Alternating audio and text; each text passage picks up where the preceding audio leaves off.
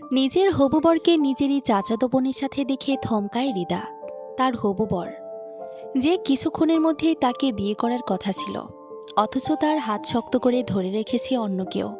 সে অন্য কেউ আর কেউ নয়, হৃদার আপন চাচাতো বোন আনিশা। এরপরই শোনা গেল এক তীব্র চরের শব্দ। সুধা বেগম, আনিশার মা, রাগে থরথর করে কাঁপছিলেন। তার ঠোঁট কাঁপছে। তিনি আনিশার গালে সজোরে হাত তুলে দিয়েছিলেন। আনিশার গাল লাল হয়ে উঠেছে, কিন্তু সে এখনো মাথা উঁচু করে দাঁড়িয়ে আছে। এই ঝড়ের মাঝেও রাফায়েল ঠোঁটে একটু অনুশোচনা দেখা গেল না। সে বরং আনিশার হাত আরো শক্ত করে ধরে ফেলল। সুধা বেগম দেখে চিৎকার করে উঠলেন, ছি, আমার মেয়ে বলতেও লজ্জা লাগছে তোকে। কিভাবে পারলি এটা করতে? তোর বোনের বরকে ছিনিয়ে নিচ্ছিস, একটু লজ্জা লাগেনি তোর? চারপাশে কেউ কথা বলছে না, সবাই অবাক হয়ে তাকিয়ে আছে। সবার চোখে ঘৃণার বিস্ময়। বিয়ের আনন্দ এক মুহূর্তে ভেস্তে গেছে। আনিশা তখন ঠোঁট বাঁকিয়ে হেসে উঠল। লজ্জা? আমি কেন লজ্জা পাবো মা? ভালোবাসা কি কারো বাঁধনে বাঁধা যায়? রাফায়েল আমাকে ভালোবাসে। তুমি যতই চর মারো, সত্যিটা পাল্টাতে পারবে না। চুপ কর আনিশা, তুই আমার মুখ পুড়িয়ে দিলি। আত্মীয় স্বজন, সমাজ, সবাই আজ আমাদের নিয়ে হাসবে। নিজের রক্ত, আপন বোন হয়ে ওর জীবনটা এভাবে ভেঙে দিতে পারলি? আনিশার চোখে এক ফোঁটা অনুতাপ নেই। সে মাথা উঁচু করে দাঁড়িয়ে রইল। ভালোবাসার জন্য মানুষ অনেক কিছুই করে, আর ভালোবাসায় রক্তের সম্পর্কের কোনো দাম নেই। সুধা বেগম স্তব্ধ হয়ে গেলেন। বিশ্বাস করতে পারছিলেন না তার মেয়েটা যাকে এত আদরে মানুষ করেছেন, সে এতটা বেহায়া হয়ে গেছে।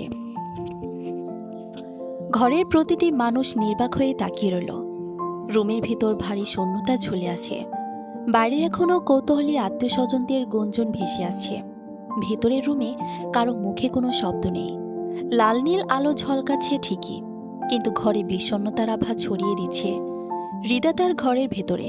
হৃদার মা মফফুজা বেগম শাড়ির আঁচল দিয়ে বারবার চোখ মুছছেন। বুকের ভেতর হাহাকার চেপে রাখলেও মুখে অসহায় নিস্তব্ধতা।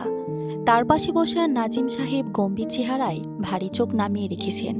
সংসারের এত সম্মান, এত আত্মীয় স্বজন সামনে, সবকিছু এক মুহূর্তে ভেঙে চুরমার হয়ে গেল।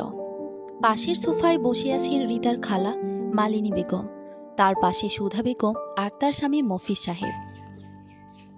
আনিশা ওরা চলে গেছে। অনেকক্ষণ চুপ থেকে মালিনী বেগম অবশেষে গলা ভাঙলেন। এসব নিয়ে কাঁদলেও কোনো লাভ নেই। যা হওয়ার তা হয়ে গেছে। এখন আমাদের হৃদার ভবিষ্যৎ নিয়ে ভাবতে হবে। মফফুজা বেগম মাথা নিচু করে বললেন, কি করব ভাবছি। মেয়েটা কি সহ্য করতে পারবে লজ্জা? বিয়ের দিনই। নাজিম সাহেব গভীর নিঃশ্বাস ফেলে বললেন, কিন্তু এভাবে তো আর অনুষ্ঠান থামানো যায় না।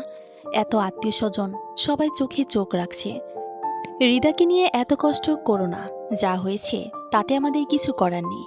তবে একটা কথা বলতে চাই, যদি তোমরা রাজি হও, তাহলে আমি আমার ছেলে আদ্রের সঙ্গে হৃদার বিয়ে দিতে চাই। আজকের এই পরিস্থিতি সামলানোর জন্য যদিও হৃদার পাশে দাঁড়াই, তাহলে মান সম্মানও অটুট থাকবে। মুহূর্তে ঘরের নিস্তব্ধতায় নতুন তরঙ্গ বইল। মফফুজা বেগম আর নাজিম সাহেব দুজনেই মাথা তুললেন। চোখে অবাক দৃষ্টি তাদের। নাজিম সাহেব ধীরে ধীরে বললেন, আদ্র? মালিনী বেগম মাথা নেড়ে হাসলেন, হ্যাঁ, আমার আদ্র। তুমি জানোই ওর চরিত্র কেমন। মায়ের একমাত্র ছেলে হলেও আদিক্ষেতা নেই, পড়াশোনায় ভালো, দায়িত্ববান। বোনের মেয়েকে বউ করে আনতে চায়, তাতে আমাদেরও খুশি হবে। আর হৃদার মতো মেয়ে আমার সংসারে আসলে আমি নিশ্চিত আমার আদ্র ভাগ্যবান হবে। মফফুজা বেগম দীর্ঘশ্বাস ফেলে ধীরে বললেন, আমাদের মেয়ে যে ভেঙে পড়েছে, ওর বুকের ভেতর যে ক্ষত তৈরি হয়েছে, সেটা মুছতে পারবে তো তোমার আদ্র? মালিনী বেগম গাম্ভীর্যে মাথা ঝাঁকালেন। ও যদি রাজি হয়, আমি জানি আদ্র ওর পাশে থাকবে। নাজিম সাহেব মৃদুস্বরে বললেন, আদ্রকে আমরা চিনি, ভালো ছেলে। আর আমাদের রাজি না হয়ে উপায় কি? সমাজের সামনে মুখ দেখানো দায় হয়ে গেছে। মালিনী বেগম একটু উঠে দাঁড়িয়ে বললেন, একটু দাঁড়াও, আমি আদ্রকে ডেকে আনি। তিনি করিডোরের দিকে এগোলেন। একটা সোফায় আদ্র হেলান দিয়ে বসেছিল। হাতে ধরা ফোনে স্ক্রিনে চোখ আটকে আছে। মালিনী বেগম এগিয়ে গিয়ে দাঁড়ালেন সামনে। মৃদুস্বরে ডাকলেন, আদ্র। ফোন থেকে চোখ তুলে তাকালো আদ্র। গম্ভীর চোখে মায়ের দিকে চাইল। মালিনী বেগম কিছুক্ষণের জন্য নীরব থাকলেন। তার চোখে এখনো উদ্বেগের ছাপ। তারপর বললেন, তোর খালার বাড়িতে যা ঘটেছে সব শুনেছিস নিশ্চয়? আদ্র গম্ভীর ভঙ্গিতে মাথা নাড়াল, অর্থাৎ সে শুনেছে। মালিনী বেগম ধীরে ধীরে ছেলের কাঁধে হাত রাখলেন। তুই তো জানিস হৃদা নির্দোষ। আজকের দিনে ওর জীবনের সবচেয়ে বড় স্বপ্নটা ভেঙে গেল। যে মুহূর্তটার জন্য সে স্বপ্ন বুনেছিল, সেই মুহূর্তে সে অপমানিত হলো, ভেঙে পড়ল। মেয়েটা একদম ভেঙে গুড়িয়ে গেছে আদ্র। আমি চাই তুই ওর পাশে দাঁড়াস। আদ্র কিছু বলল না, শুধু গম্ভীর চোখে তাকিয়ে রইল মায়ের দিকে, তবে চোখে মুখে স্পষ্ট বিরক্তি রেখা। মালিনী বেগম একটু থেমে আবার বললেন, আমি চাই তুই হৃদাকে বিয়ে কর। সারা রুম জুড়ে পায়চারি করছে হৃদা, রাগে ফেটে পড়ছে, হাত দুটো কাঁপছে, চোখে লাল রক্তিম রেখা। রাগে থরথর করছে তার শরীর। তার সব হিসেব, সব কৌশল, সব পালানোর পরিকল্পনা ভেস্তে দিল আনিশা। হৃদার বুকের ভিতর ঘুরপাক খাচ্ছে অগণিত চিন্তা। এখন সে কি করে এখান থেকে পালাবে? ওর সমস্ত পরিকল্পনা, যেটা সে এত কষ্টে সাজিয়েছিল, সবকিছু ভেস্তে গেছে আনিশার কারণে। সেই ভাবনার ভারে তার হাঁটা চলা আরও বেপরোয়া হয়ে উঠল। এ সময় মৃদুকণ্ঠ শোনা গেল, এখানে একটু এসো আপু। হৃদা হঠাৎ পায়ের গতি থামিয়ে তাকালো। তার চোখ পড়ল ওয়ারিনের দিকে। ওয়ারিন সোফার কোণে বসে আছে, শান্ত মুখ, নরম চোখ। ওয়ারিন এতিম, অনাথ আশ্রমে বড় হয়েছে, আর নাজিম সাহেব তাকে এখানে এনেছে। সে 13 বছর বয়স থেকে এই বাড়িতেই আছে। ওয়ারিনের কপাল বেয়ে ছোট ছোট ঘামের বিন্দু গড়িয়ে পড়ছে। হৃদার রাগী চোখের দিকে তাকাতে সাহস পায় না সে। হৃদার গলার স্বর ভারী হয়ে এলো, সব শেষ হয়ে যাচ্ছে আমার। এই আনিশার জন্য এখন আমি বিপদে পড়ে গেছি। এখন আমি কি করব, কিভাবে পালাবো? ওয়ারিন হাতের আঙ্গুলগুলো পেঁচিয়ে ধরে, গলার স্বরটা কাঁপছে। পালাতে চাইছে ভয়াবহ পরিস্থিতি থেকে। আমি যাই আপু। হৃদা চিৎকার করে ওঠে, কোথায় যাবি তুই? এখানে বস, এক পাও নড়বি না। আগে আমাকে পালাতে সাহায্য কর।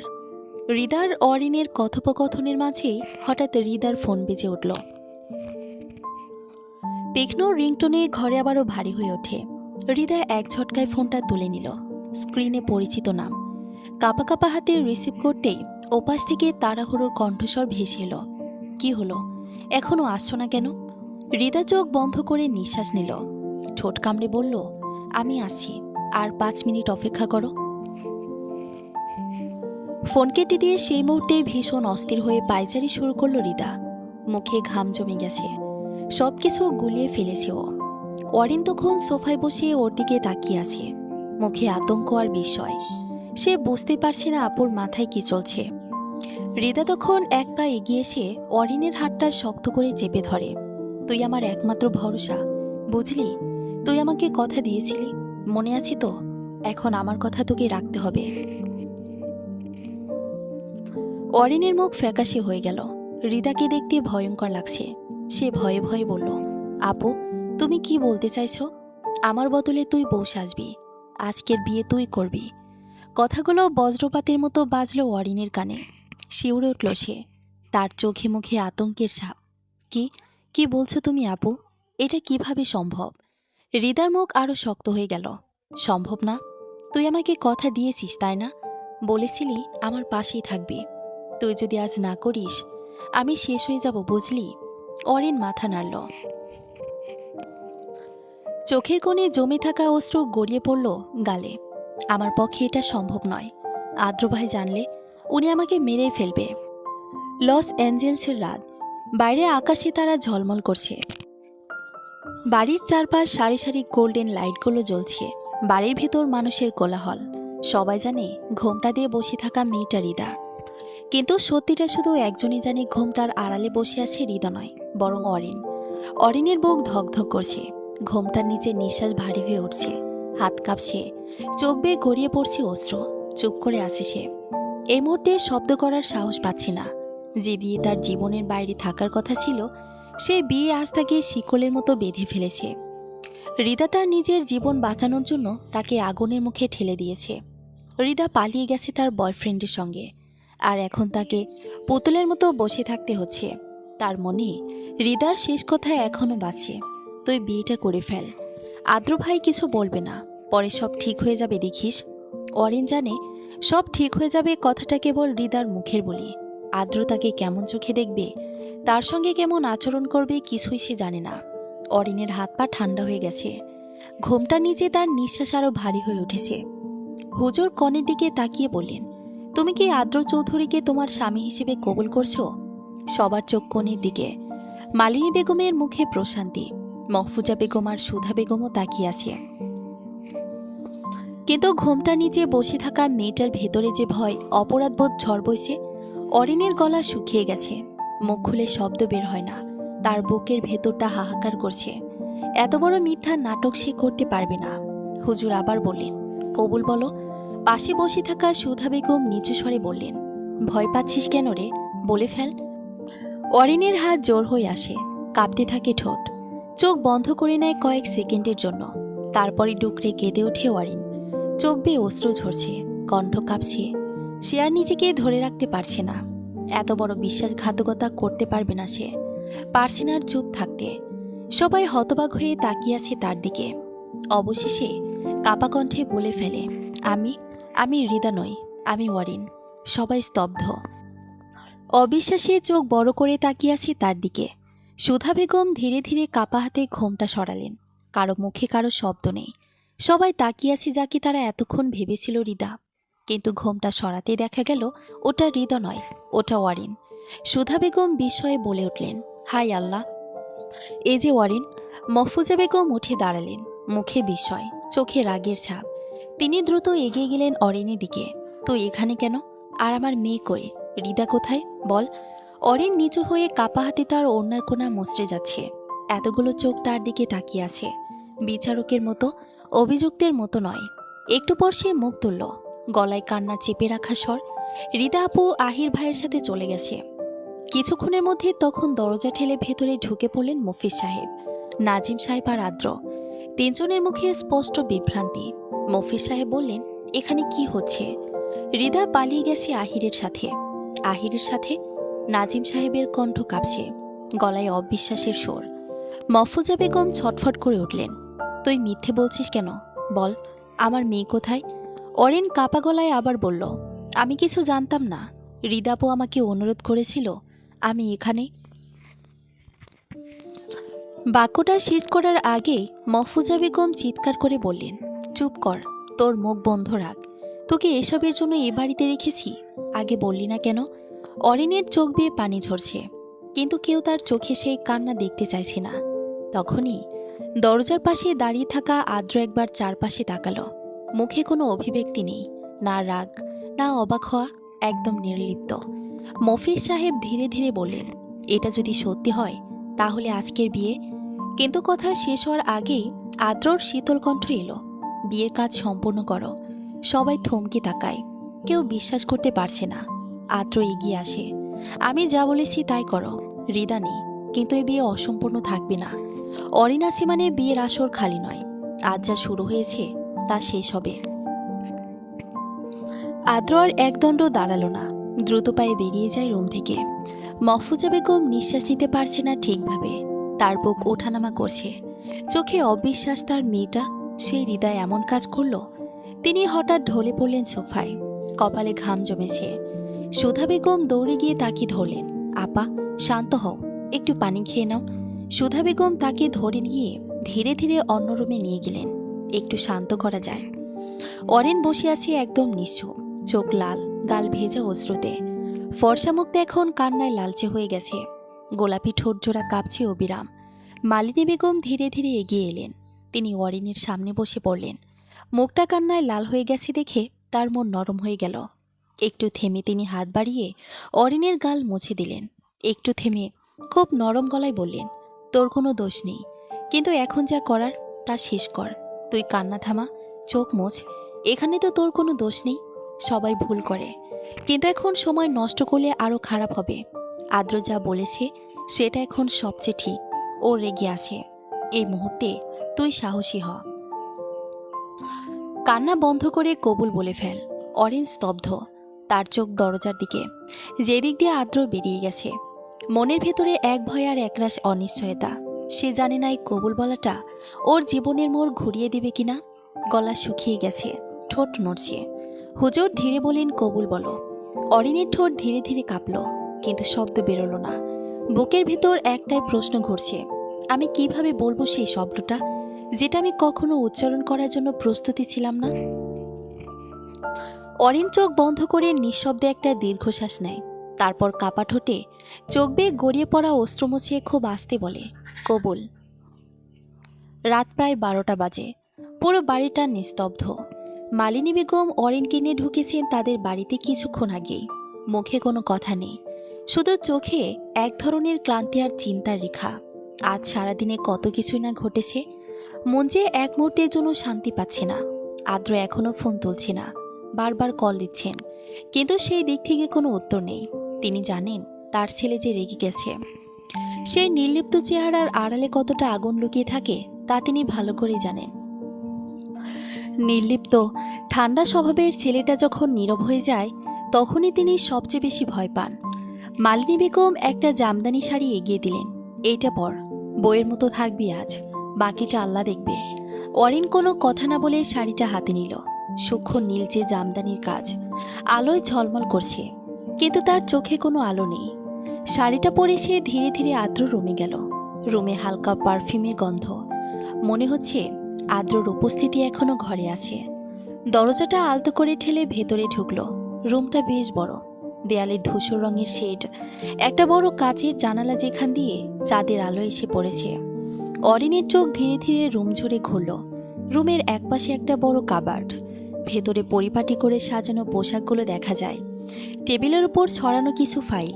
ডান পাশে কাচের বড় স্লাইডিং দরজা, যেটা খুলে বেলকনিতে যাওয়া যায়। অরিন ধীরে ধীরে বিছানার কাছে গেল। শাড়ির আঁচল ঠিক করে তারপর চুল খুলে দিল। লম্বা কালো চুল কাঁধ পেরিয়ে ছড়িয়ে পড়ল সেখানে। রাত 1টা, ছুঁই ছুঁই করছে। অরিনের চোখ জানালার দিকে, কিন্তু মন অন্য কোথাও। বুকের ভেতর ধুকধুক করছে। সে জানে আদ্র চোখে আছে অপরাধী, কিন্তু সেও তো কিছুই চায়নি, শুধু সাহায্য করতে চেয়েছিল। এখন সেই এক মুহূর্তেই সিদ্ধান্ত তার সারা জীবনের ভাগ্য বদলে দিয়েছে। রুমের ভেতর ভারী ধোঁয়ার ঘ্রাণ, সিগারেটের কড়া ঘ্রাণ। জানালাগুলো বন্ধ, পর্দা টানা, বাইরের আলো ঢোকে না। ঘরটায় শুধু একটা টেবিল ল্যাম্প জ্বলছে। তার ম্লান আলোয় অরিনের মুখটা কেমন ফ্যাকাশে লাগছে। অরিন বিছানায় ছিটিয়ে আছে, শরীরটা কাঁপছে, চোখ দুটো কান্নায় ফুলে গেছে। ঠোঁটের কোণে জমে আছে শুকনো রক্তের দাগ। সেই দাগের কারণ ঘরে বসে থাকা মানুষটা আদ্র। সোফায় আধভঙ্গিতে বসে আছে সে। অন্ধকার আলোয় তার মুখটা কেমন অচেনা লাগছে। সিগারেটের আগুনে মাঝে মাঝে চোখ দুটো ঝলছে উঠছে, চোখ লালছে, চল শক্ত। একটার পর একটা সিগারেট শেষ করছে। ধোঁয়াটা ছড়ে দিচ্ছে অরিনের দিকে। তার ডান হাতে ধরা সিগারেটের আগুনটা বারবার জ্বলছে, নিভছে, আর প্রতিবার ধোঁয়া বের হচ্ছে কুণ্ডুলির মতো। অরিন ঠোঁট চেপে রাখে যাতে কাপা গলায় কোনো শব্দ বের না হয়। তার বুক ওঠানামা করছে দ্রুত। মনে হচ্ছে একটু নড়লেই হয়তো আদ্র আবার রেগে যাবে। হাত দুটো বিছানার চাদরে আরও চেপে ধরে। আদ্রর চোখ একবারও অরিনের দিক থেকে সরে না। সে ধোয়া ছাড়ে। তারপর হালকা কণ্ঠে বলে, চুপ করে বসে আছিস কেন?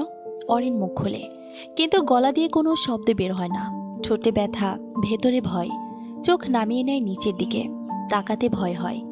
আদ্রর ঠোঁটের কোণে তাচ্ছিলের হাসি খেলে যায়। সে সিগারেটটা অ্যাস্ট্রেতে নিভিয়ে আরেকটাতে জ্বালায়। আগুনের আলোর ঝলকে মুহূর্তের জন্য তার মুখটা স্পষ্ট হয়। তখন আদ্র ধারালো কণ্ঠে আসে, আমার বেডে বসার সাহস দিয়েছে কে? আদ্র তখনও তাকিয়ে আছে তার দিকে, নির্বিকার ভাবে, যেন কোনো কিছু ঘটেনি, কিছুই হয়নি। এবার আদ্র ধীরে ধীরে উঠে দাঁড়ায়। আদ্রকে আবার কাছে আসতে দেখে অরিন কুঁকড়ে যায় আরো। আদ্র তার সামনে এসে থামে। ওর চোখে কোনো রাগ নেই, নির্লিপ্ত। সে এক হাত বাড়িয়ে অরিনের চিবুক ধরে মুখটা উপরে তোলে। কথা বলছিস না কেন? অরিন চোখ, চোখে জল নেমে উঠেছে। এক মুহূর্ত আদ্রর ধৈর্য ভাঙে। তার আঙ্গুলগুলো শক্ত হয়ে আসে। অরিনের গাল চেপে ধরে। তীক্ষ্ণ আঙ্গুলের চাপ পড়তেই অরিন ব্যথায় মুখ কুঁকড়ে ফেলল। চোখ থেকে অশ্রু বেরিয়ে এলো। ব্যথায় চোখ বন্ধ করে ফেলে। জলের চাপ এত শক্ত, মনে হচ্ছে নিচের হাড় পর্যন্ত ভেঙে যাবে। আমি একবার বলেছি আমার নিয়ম ভাঙবি না, তবু বারবার সীমা টপকাছিস। আদ্রর চোয়াল শক্ত হয়ে আছে। দাঁত চেপে রাগে তার কপালের শিরা ফুলে উঠেছে। তীক্ষ্ণ দৃষ্টিতে তাকিয়ে রইল তার দিকে। অরিনের গাল তখনও আদ্রের মুঠোয়। আঙ্গুলগুলো এতটাই শক্ত যে ওর নরম গালটায় দাগ পড়ে গেছে। অরিনের মুখটা মুঠোয় আটকে রাখা এক পাখির মতো, নড়তে পারছে না, শুধু শ্বাসটা ভারী হয়ে কাঁপছে। ওর ঠোঁটে রক্ত তখনও শুকোয়নি, চোখে জল টলমল করছে, কিন্তু ভয়ে কথা বেরোচ্ছে না। হঠাৎ কাঁপা কাঁপা গলায় বেরোলো, সারুন আদ্র ভাই। হাতের চাপ কমে না, বরং আরো শক্ত হয়ে আসে। তোদের এত সাহস হলো কি করে আমার সাথে এমন করার? ওই হৃদাকে তো ছাড়বই না, আর তোকেও ছেড়ে দেবো ভাবিস না। অরেন কেঁপে ওঠে, তার হাত দুটো কাঁপতে কাঁপতে আদ্রর হাত ধরতে যায়। চাপটা একটু হলেও কমায়, কিন্তু আঙ্গুলগুলো পাথরের মতো শক্ত হয়ে আছে। আদ্রর ঠোঁটের কোণে তিক্ত হেসে বলে, দয়া করে তোকে বিয়ে করেছি, বুঝলি? দয়া। আদ্র চৌধুরীর বউ হওয়ার তোর কোনো যোগ্যতাই নেই। কথাগুলো ধারালো ছুরির মতো অরিনের বুক চিরে ঢুকে যায়। চোখের পানি গড়িয়ে পড়ছে অঝরে, কিন্তু আদ্রর দৃষ্টি একটি বারের জন্য নরম হয় না। সে গাল থেকে হাত সরিয়ে সোজা হয়ে দাঁড়ায়। তারপর হঠাৎই হাত বাড়িয়ে টেনে নেয় অরেনকে, এতটাই জোরে যে ওর হাত থেকে চাদরটা ছিটকে পড়ে যায়। অরেন ভারসাম্য রাখতে না পেরে বিছানা থেকে ছিটকে ফ্লোরে পড়ে যায়। আদ্র নিচু হয়ে তাকায়, নিচে ঘুমাবি তুই। অরেন নিঃশব্দে নিচে বসে থাকে। ভয় আর অসহায়তা সবকিছু মিলে বুকটা পাথর হয়ে গেছে। আদ্র ধীরে ধীরে ওয়াশরুমের দিকে এগিয়ে যায়, কিন্তু কয়েক কদম যেতে হঠাৎ থেমে যায়। পেছন ফিরে তাকায়, চোখে সে একই রাগ, কিন্তু ঠোঁটে বাঁকা হাসি। আদ্র এগিয়ে আসে কয়েক ধাপ, একদম কাছে, এতটা কাছে যে ওয়ারিন দেওয়ালের সঙ্গে পিঠ ঠেকিয়ে যায়। আদ্র নিচু গলায় বলে, আজকে না, আমাদের বাসর। অরিনের চোখ বড় বড় হয়ে যায়, ঠোঁট শুকিয়ে আসে। আদ্র ধীরে ধীরে শার্টের বোতাম খুলতে শুরু করে। প্রতিটি বোতাম খুলে যাওয়ার সঙ্গে সঙ্গে অরিনের বুকের ভেতর ধুকপুকানি আরো বেড়ে যায়। চোখ বন্ধ করে ফেলে, ঠোঁট কাঁপছে, বুকের ভেতর দম আটকে আছে। কিছুক্ষণ পর হঠাৎই ওর মাথায় কিছু নরম জিনিস পড়ে। চোখ তুলে তাকায় অরিন, তার মাথায় আদ্রর শার্টটা পরে আছে। বিভ্রান্ত চোখে তাকিয়ে দেখে আদ্র তখন ওয়াশরুমের দিকে হাঁটছে। দরজার সামনে তাকিয়ে দাঁড়িয়ে একবারও ফিরে তাকায় না, শুধু বলে, পরিষ্কার করে ঘুমা, ওই মেঝেতেই তোর জায়গা। দরজাটা বন্ধ হয়ে যায় ধীরে। অরিন হাত দিয়ে মাথা থেকে শার্টটা নামায়। আদ্রের গায়ের ঘ্রাণ লেগে আছে তাতে, সেই ঘ্রাণটা যে ওর বুকের ভেতর কাটা হয়ে বিঁধে যাচ্ছে। সকালের আলো হালকা করে রুমে ঢুকছে, পর্দাগুলো আধ খোলা। বেলকনির হাওয়া হালকা পর্দা উড়িয়ে নিয়ে আসছে ঠান্ডা স্রোত। চোখে আলো পড়ায় অরিনের ঘুমটা ভেঙে গেল। চোখ খুলতেই চারিদিকটা অচেনা ঠেকল তার। এক মুহূর্তের জন্য মনে হলো সে কোথায় আছে। তারপরে সব মনে পড়ে গেল। রাতের ঘটনাগুলো ঝাপসা ছবির মতো ফিরে আসে মাথায়। গলা শুকিয়ে যায়, একবার নিঃশ্বাস নিয়ে চারপাশে তাকায়। ব্যালকনির পর্দা পুরো সরানো, বাতাসে পর্দাটা দুলছে ধীরে ধীরে। বিছানার চাদরটা অগোছালো, বালিশের পাশে ভাঁজ পড়ে আছে, কিন্তু আদ্র ভাই নেই। এক মুহূর্ত চুপচাপ তাকিয়ে থাকে সেই খালি বিছানার দিকে। তখন ওয়াশরুম থেকে হালকা পানির শব্দ আসে। অরিন সাবধানে উঠে দাঁড়ায়, গায়ের চাদরটা ঠিক করে নেয়। তারপর নিচের মেঝের চাদর আর বালিশটা তুলে রাখে, বিছানাটাও গুছিয়ে রাখে। তারপর ধীরে ধীরে দরজার দিকে এগোয়।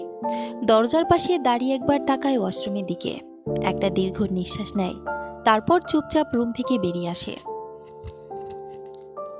ডাইনিং টেবিলটা সাজানো, সকালের আলো পর্দার ফাঁক গলে টেবিলের উপর পড়ে আছে।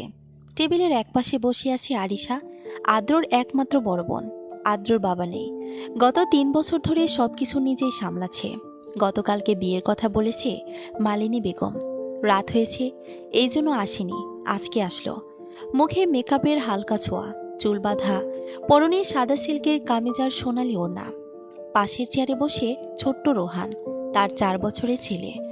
এক হাতে চামচ নিয়ে বাটিতে ঠুকঠাক আওয়াজ করছে, মুখে দুধ লেগে আছে। আরিশার দৃষ্টি পুরো সময়টা ফোনের স্ক্রিনে আটকানো। নিউজ ফিডে ভেসে উঠছে একের পর এক হেডলাইন। এয়ার কোম্পানির চেয়ারম্যান আদ্র চৌধুরী বিয়ে করলেন এক এতিম মেয়েকে। আরিশার মুখটা শক্ত হয়ে আসে, ঠোঁট কামড়ে রাগ চেপে রাখার চেষ্টা করছে। স্ক্রিনের নিউজের নিচে হাজার হাজার মন্তব্য। এই মেয়েটাকে চৌধুরী পরিবারের মান সম্মান নষ্ট করে দিল, এতিম মেয়েকে বিয়ে করলো কেন, আরো কত কিছু। আরিশার চোখে স্পষ্ট বিরক্তি। সমাজের এই বিচার, এই বিষাক্ত মন্তব্য ভালো লাগছে না, যেন ওর ভাই কোনো বড় অপরাধ করে ফেলেছে। একটা দীর্ঘ ভারী শ্বাস ফেলে আরিশা ফোন টেবিলে রাখলো। তখনই সিঁড়ি বেয়ে নিচে নামার শব্দ হয়। অরিন নিচে নামছে। রোহান হঠাৎই মুখ তুলে তাকালো, ওর ছোট্ট মুখে আনন্দের ঝিলিক। আপু। অরিনের মুখে হাসি ফুটল। নিচু হয়ে রোহানকে কোলে তুলে নিল। রোহান, নাস্তা খেয়েছো? রোহান গালে হাত দিয়ে বলল, না, তোমার জন্য অপেক্ষা করছিলাম। অরিন হেসে ওর কপালে চুমু খেল। তুমি তো একেবারে ভালো ছেলে। আরিশা তাদের দিকে তাকিয়ে কিছুক্ষণ চুপ করে রইল। অরিনের মুখে একটা সরলতা আছে। মেয়েটা কি সুন্দর করে হাসে। ততক্ষণে ধীরে ধীরে সিঁড়ি বেয়ে নামে আদ্র। কালো ফর্মাল প্যান্ট, সাদা শার্ট, হাতা গোটানো, চোখে সে আগের মতোই তীক্ষ্ণ গম্ভীর দৃষ্টি। ওর নিচে নামতেই রোহান চিৎকার করে উঠল, মামা। রোহানের সেই ডাকে আদ্রের ঠোঁটের কোণে ক্ষীণ হাসি ফুটল। ও নিচু হয়ে ওর গালে হালকা চুমু দিল। Good morning XAMPP. তারপর চেয়ারে গিয়ে বসে পড়ল। টেবিলের সামনে প্লেট, ছুরি কাটা সব সাজানো। অরিন তখনও টেবিল থেকে একটু দূরে দাঁড়িয়ে আছে, মাথা নিচু, হাত দুটো আঁচলের কিনারা ধরে আছে টান টান করে, মুখে অস্বস্তি। আরিশা একবার অরিন আর আদ্রর দিকে তাকায়। কথা না বললেও তাদের মুখের অভিব্যক্তি সব বলে দিচ্ছে। তাদের মধ্যে বোঝাপড়াটা একদমই ঠিক নেই। তুই দাঁড়িয়ে আছিস কেন অরিন? বস। অরিন একটু ইতস্ত করল, কিন্তু ঠিক সেই সময় আদ্রের কণ্ঠস্বর এলো। খাবার টেবিলে শুধু ফ্যামিলিরা বসে। আরিশা হালকা ধমকের সুরে বলল, আদ্র, ওরা ছোট একটা ভুল না হয় করে ফেলেছে, এগোতে বিষয়টা নিস না। আদ্রর চল শক্ত হয়ে উঠল। সে রাগ চেপে রাখার চেষ্টা করলেও কণ্ঠের তীক্ষ্ণতা বেড়ে গেল। ছোট? সিরিয়াসলি আপু? 19 আর 23 বছরের মেয়েরা ছোট? আরিশা চুপ। ও জানে আদ্র রেগে গেলে তর্কে কোনো ফল হয় না, কিন্তু তবুও নরম গলায় বলে, আচ্ছা আপাতত মেনে নে, আপাতত পারবো না। এই চেয়ারটা পেছনে ঠেলে উঠে দাঁড়ালো। প্লেটের উপর আধ খাওয়া স্যান্ডউইচ, পাশে ঠান্ডা কফি। আদ্রের চোখ একবারও অরিনের দিকে গেল না, সোজা বেরিয়ে যায় ঘর থেকে। অরিন ঠোঁট কামড়ে তাকিয়ে রইল ওর পেছনের দিকে। তখনই কিচেন থেকে মালিনী বেগম বেরিয়ে এলেন, হাতে এক গ্লাস আপেলের জুস আদ্রের জন্য, কপালে হালকা ভাঁজ। সকালবেলা তাড়াহুড়ো আর অস্বস্তিকর, সব মিলে মুখে ক্লান্তির ছাপ। তিনি চারদিকে তাকালেন একবার। টেবিলে আধ খাওয়া স্যান্ডউইচ, ঠান্ডা কফি, চেয়ার টানা অবস্থায় পড়ে আছে। চোখ ঘুরে থামল আরিশার মুখে। তারপর বললেন, আদ্র কই? আরিশা মৃদু শ্বাস ফেলে বলল, চলে গেছে। মালিনী বেগম এক মুহূর্ত চুপ রইলেন। হাতের জুসটা টেবিলে রাখলেন। বুঝে ফেলেছেন আবার অকারণে মন মালিন্য হয়েছে। এই ছেলেকে নিয়ে যে কি করবে। আরিশা তখন অরিনের দিকে তাকালো। অরিন এখনো আদ্রের যাওয়ার দিকটার দিকেই তাকিয়ে আছে। আর তাকিয়ে লাভ নেই অরিন, তুই বস, ও অফিসে গিয়ে খেয়ে নেবে। অরিন চুপ করে চেয়ার টেনে বসে। অফিসের বিশাল গ্লাসওয়ালা কেবিনে বসে আছে আদ্র। বাইরে সকালের আলোয় শহরটা ঝলমল করছে। ডেস্কের উপর সরানো কিছু ফাইল, ল্যাপটপের স্ক্রিনে নিউজ পোর্টালের হেডলাইনগুলো ভাসছে। আদ্র আঙ্গুল মাউসের উপর থেমে থাকে এক মুহূর্ত, তারপর স্ক্রল করে নিচে যায়। কমেন্ট সেকশনে একের পর এক গসিপ, উপহাস আর অবমানকর বাক্য। চল শক্ত হয়ে আসে তার। এক মুহূর্তের জন্য চোখ বন্ধ করে নিঃশ্বাস টানে। তারপর ঠান্ডা গলায় বলে ওঠে, সোহেল। অ্যাসিস্ট্যান্টের সাথে সাথে দরজায় এসে দাঁড়ায়। জি স্যার। আদ্র স্কিনটা তার দিকে ঘুরে দিয়ে, চোখে মুখে তীব্র রাগ। এগুলো দ্রুত ক্লিয়ার করবে আজই। আমি যেন আর এই বাজে খবর একটাও না দেখি, ফার্স্ট। সোহেল এক মুহূর্ত থেমে বলে, জি স্যার। কাজ চলছে, টিম হ্যান্ডেল করছে, সব নিউজ পোর্টাল থেকে নামিয়ে ফেলার প্রতিক্রিয়ায় আছে। আদ্র চুপচাপ তাকিয়ে থাকে স্ক্রিনে। আঙ্গুলের ডগায় কলমটা ঘুরছে বারবার। চোখের কোণে চাপা ক্রোধ। এসি ঠান্ডা বাতাসেও কপালে ঘাম জমে। সে চেয়ারে হেলান দেয়, হাতের আঙ্গুলে টান পড়ে। তখনই দরজাটা হঠাৎ খুলে যায়। রিসেপশনিস্টের কণ্ঠ বাইরে থেকে শোনা গেল, স্যার আপনি এভাবে ভেতরে? একটা লম্বা ছেলে দ্রুত ভেতরে ঢুকে পড়ল, চোখ লাল, মুখে রাগের ছাপ। দরজা বন্ধ হতে সে এক মুহূর্ত দেরি না করে এগিয়ে এসে আদ্রর কলার চেপে ধরল। গলার শিরা ফুলে উঠেছে তার। ছেলেটা দাঁতে দাঁত চেপে বলল, তুই অরিনকে বিয়ে করেছিস কেন? জানতিস না আমি ওকে ভালোবাসতাম? আদ্রর চোখে কোনো ভয় নেই, কোনো অস্থিরতাও নেই। সে বরং শান্তভাবে তাকিয়ে আছে, ঠোঁটে হালকা বিদ্রুপের রেখা, যেন সে আগমনটা আগে থেকেই জানত।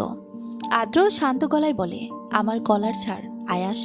আয়াস ছাড়ে না, বরং আরো শক্ত করে ধরে। রাগে তার নিঃশ্বাস গরম হয়ে আদ্রর মুখে লাগে।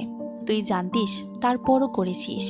তুই ওকে আমার কাছ থেকে কেড়ে নিয়েছিস কেন? আদ্র ধীরে ধীরে কলারটা নিজের হাত দিয়ে সরিয়ে নেয়। তারপর নিঃশব্দে বলে, আমি কেড়ে নেইনি। বিয়েটা কিভাবে হয়েছে সেটা তুই নিশ্চয়ই জানিস।